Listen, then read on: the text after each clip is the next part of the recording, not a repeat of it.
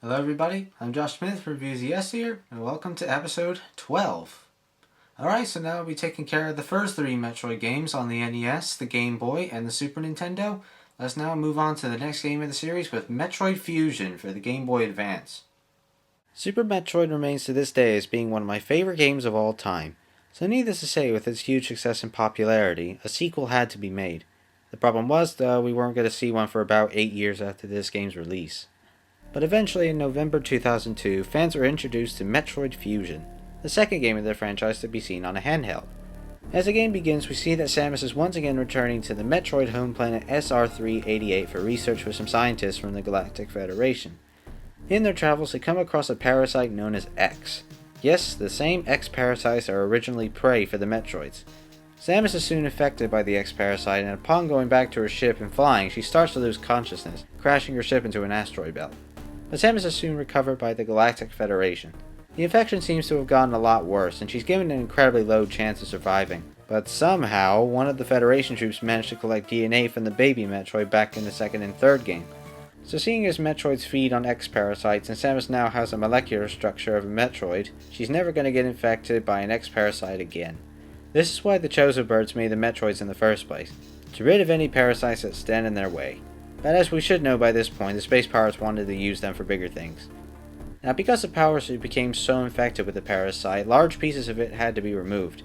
So what we see here is a bonded suit to Samus underneath the power suit called the Fusion suit. After recovering, Samus is sent to the Biologic Space Laboratory station so she can investigate an explosion that occurred. As well as getting a new ship, she's also accompanied by a computer that she names Adam because the things it says reminds her of her former commanding officer, Adam Malkovich. Once we get inside the station, we see that the X-Parasites have invaded and that they're able to replicate their hosts and kill them afterwards. Samus has the same abilities that she did in Super Metroid, shooting in 8 directions, crouching, and the wall jump. Unfortunately though, the wall jump has been tampered with. Super Metroid was able to let you use only one wall in order to climb upwards because you were immediately able to shift Samus's momentum back to the wall you were jumping on. Metroid Fusion, however, doesn't let you move it anywhere near as quickly as it did before. It's not really a huge loss though, and like the last game, it's not necessary to beat the game with it. The only new abilities that are in this game are grabbing onto ledges, climbing ladders, and now being able to somersault even after you made a straight jump. In Super Metroid, if you were to make a straight jump, then you wouldn't be able to flip while in midair, which made using the space jump and the screw attack a little difficult to handle. However, in this game, if you press the jump button when Samus is in the air, then you're allowed to continue flipping until you reach solid ground, which definitely makes it a lot easier to control the space jump and screw attack. Speaking of those, the power-ups from the other 3 games make a comeback in this game, including the Speed Booster and the Shine Spark, the Super Missiles, the Power Bombs, and the Charge Beam. Although quite a few of the power-ups don't make an appearance at all in this game. The Reserve Tanks are missing, the Grapple Beam is missing, and the X-Ray Visor is missing. There are also variations of existing power-ups. Like instead of the Spacer Beam, we now get the Wide Beam. From what I could see, it's pretty much the same thing, except the Wide Beam shoots out rings while the Spacer shot out lasers. And because Samus now has Metroid DNA in her body and that they are vulnerable to cold temperatures, we're not able to get the Ice Beam. We're instead given Ice Missiles, and they pretty much act like the Ice Beam anyway. The only new power-up in this game is the Diffusion Missile. Upon holding down the missile toggle button, Samus will charge her beam, and after exploding a missile, the ice is able to spread out and freeze anything that comes into contact. I honestly don't really use this unless if I need to break a number of missile blocks in order to get through anything quickly. In terms of the beam weapons, well, I hope you've liked all the ones in the previous games because unlike Super Metroid, you can't turn off any beams you don't really want to use, and each one you collect automatically stacks up one another, getting more powerful each time. I personally couldn't care less, just as long as I don't have to painstakingly backtrack to get only one beam upgrade. Yellow ones fill your health little by little, green ones somehow fill your missiles, and red ones fill quite a large quantity of both. So power-ups and abilities aside, let's talk about the progression. The non-linearity in this game is gone. Completely. For each objective, you're told exactly where you're supposed to be heading. However, it doesn't exactly tell you how to get there. That's up to you. And you do have some free exploration after you completed the objective, so I'm not particularly angry with this form of progression. In fact, it's rather good for speedrunning. In order to gain the power-ups, you either have to download them in data rooms, or absorb the core essence of a boss that holds one of them. As well as that, early in the game we get to see what caused the explosion earlier. The X-Parasites have replicated Samus's power suit pieces along with her DNA to create an evil doppelganger known as the Samus Aran X, or the SEX for short. God damn, that's creepy. The bosses themselves come in many different flavors. Some of them are pathetically easy, some of them are pretty damn annoying, and some of them can actually be quite challenging, especially for first timers. Ridley! Freeze, demon! Oh, never mind. Actually, come to think of it, what was Ridley doing on the station in the first place? And what exactly were the space pirates doing there as well? What did they think they were going to find in this place? Anyway, occasionally in your adventure you'll come across the SAX, complete with eerie background music and loud, slow footsteps. Jesus, that's scary. These are probably the most intense parts of the game. First time playing, I would always become very afraid whenever I saw this orange-colored demon, and I prayed to God that I didn't get spotted. I would get even more scared in those sections where I had no choice but to get spotted by the SAX, mainly because of the music that plays. Overall though, I'm very impressed with what they tried to show in these parts. There's just one thing that bugs me though. How exactly was the SAX able to replicate Samus's power-ups? I know there's probably some DNA on the power-ups after Samus touched them, but still, I'm a little confused with this. Eventually in your travels you'll come across a restricted Metroid breeding program. As well as original Metroids, the station's also gone as far as creating Alpha, Gamma, Zeta, and Omega Metroids. Although the Omega Metroids aren't here for display. How odd. The SAX manages to sneak in and attempts to wipe out all the Metroids, but soon becomes overpowered and ends up activating a detraction sequence between the laboratory and the station. Upon escaping, the laboratory repels itself and vaporizes out of thin air. Afterwards, we find out from Adam the computer that was only one of the SAX in there, and that in the entire station there's no fewer than 10 SAX aboard because the X-parasites are able to reproduce asexually. Yikes. Alright, one more power-up to collect. Let's see who I'm gonna fight this time. Oh no, I'm not falling for this again. No siree. Uh-oh. Jesus Christ! God, can you imagine that first time playing with headphones at full volume? Oh man, this game is so much fun. Wonder what we're gonna find next. Oh cool, it's Ridley!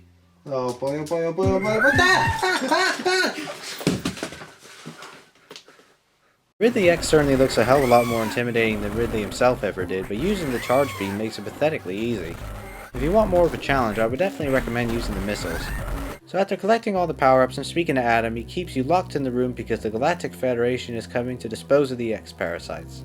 Samus desperately thinks this is a bad idea, but the computer still keeps her confined in the room. That is until we find out that it actually holds the mind of Adam Malkovich. And because Samus and Adam have a strong bond, he's given her one last objective to complete her mission. Setting a propulsion sequence to SR-388 to wipe out all the X-parasites. While you're heading there, you'll see that there are some very familiar looking eggshells. When Samus is eventually near, one of the SAX challenges you, and it's up to you to finish it off. And by finishing it off, I mean absolutely murdering it. Like the Ridley X, if you use the charge beam, then you're able to beat this thing no problem. Yeah, it does take quite a lot of hits, and goddammit can this thing hurt you, but overall the battle's not really that hard. Not only that, but the SAX also has a second form and becomes even easier.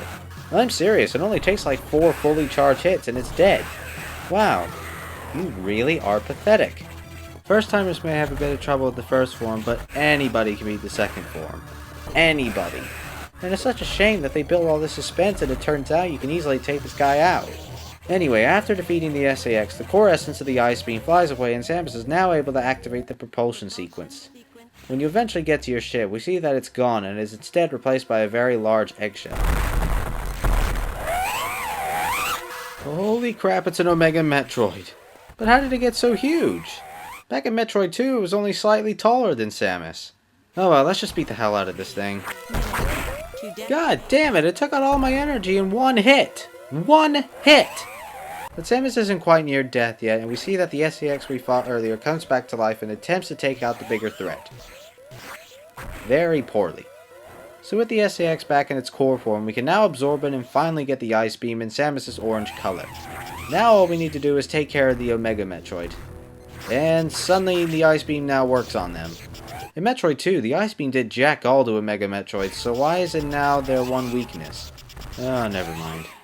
After finishing off the Metroid, it explodes into nothingness and the ship returns to Samus. Yay, we now have the ice beam! And it's the end of the game. Crap. It turns out Adam was flying the ship because he needed to get away from the Omega Metroid before it caused any permanent damage. So the station crashes into SR-388 and the whole planet explodes along with the X-parasites. After that, the ending cutscene kicks in, the credits roll, and you get your ending along with the percentage of items and time taken to beat the game. Metroid Fusion is definitely a worthy successor to something that's as awesome as Super Metroid. Now, even though I like Super Metroid more, there are plenty of things I love about Fusion. For one thing, while Super Metroid's graphics were incredible, Fusion made them even better and the audio is top notch, especially for the Game Boy Advance's standards. The soundtrack is also great. In my opinion, not quite as good as Super Metroid, but there are a few tracks where I can't seem to resist bobbing my head to.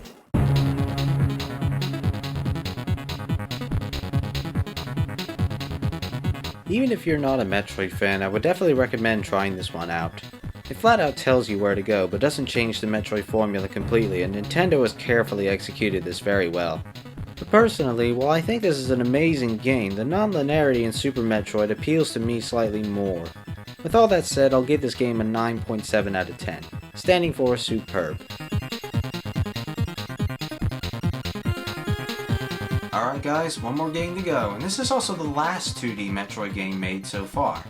So next time we meet, we're going to move back to the beginning of the timeline with Metroid Zero Mission for the Game Boy Advance. Until then, I'm Josh Smith from Reviews Yes here. Take care.